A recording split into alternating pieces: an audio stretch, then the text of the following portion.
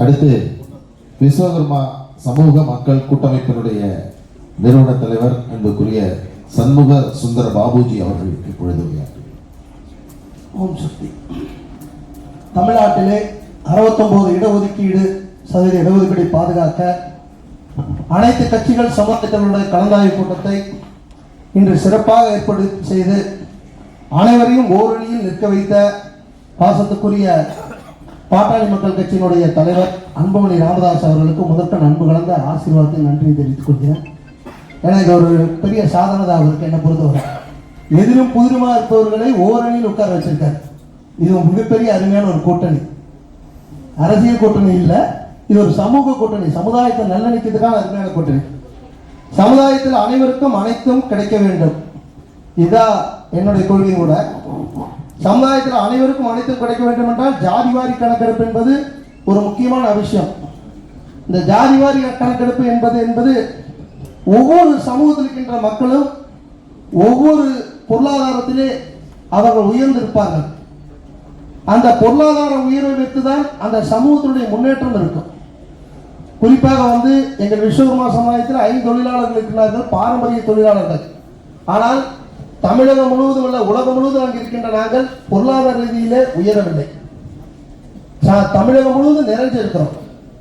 அப்படி மர தச்சர், கொள்ளர் மற்றும் பொற்கொள்ளர், சிற்பி, கண்ணார் சமாஜ் 5 சமூகமும் இன்று பொருளாதாரத்தில் பின்தாங்கியுள்ளது.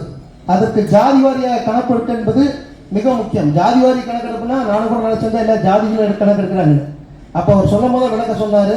நம்முடைய பாசத்துக்குரிய திருமாவளவன்ஜி ஆகட்டும், நமது கொங்கு நாடு இளைஞர் பேரவையுடைய தலைவர் சொல்லும் போது அந்த ஜாதிவாரி கணக்கில் அவர்கள் பொருளாதாரம் கணக்கெடுக்கப்படுது. நமது மூர்த்தி அவர்கள் பேசும்போது அவர்கள் சொன்னார், பொருளாதாரம் கணக்கெடுக்கும் பொழுதுதான் ஒரு சமூகம் ஜாதியிலே உயர்ந்திருக்கிறதா பொருளாதாரத்தில் உயர்ந்திருக்கிறதா என்பதை மத்திய அரசுக்கு தெளிவுபடுத்த வேண்டிய கடமை மாநில அரசுக்கு இருக்கின்றது. அந்த மாநில அரசை வலியுறுத்துகின்ற ஒரு சட்ட உறுப்பினராகட்டும் இல்ல பல்வேறு கட்சியினுடைய சமூகத்தில் வலியுறுத்தும் பொழுது அவர்கள் இத்தனை காலமும் அதை சரியாக செய்யவில்லை என்பது இந்த கூட்டத்தின் மூலமாக தெரிகிறது. இதை மருத்துவரையா பாசத்துக்குரியவர் தலைமையிலே ஒரு குழு அமைத்து நமது பாசமிகு பாரத பிரதமர் மாண்புமிகு நரேந்திர மோடிஜி அவர்களையும் தமிழக முதல்வர் ஜோசப் விஜய் அவர்களையும் சந்தித்து முக்கியமாக அதை வலியுறுத்த வேண்டும். ஏனென்றால் வலியுறுத்துவதன் பதிலாக ஒரு குழு அமைக்கும் பொழுது நிச்சயமாக தமிழகம் முழுவதும் இந்த ஆண்டு ஜாதிவாரி கணக்கெடுப்பு திட்டம் கண்டிப்பாக நடக்கும் என்பதில் ஐயமில்லை. ஏன்னா எல்லாம் ஒன்று சேர்ந்திருக்கிறோம். எல்லாரும் எதிராக ஒன்று சேர்ந்திருக்கும் பொழுது இந்த புதியத்தையும் நிச்சயமாக நடக்கும். இந்த புதியத்தையும் நடக்கும் பொழுது எங்கள் சமூகக்கும் நாங்கள் கோரிக்கை வச்சுதான் 3.5 இடஒதுக்கீடு கேட்டுதான் தமிழ்நாடு பாண்டிச்சேரி விஸ்வகர்மா சமூக மக்கள் கூட்டமைப்பு நாங்கள் போராடிட்டு இருக்கிறோம்.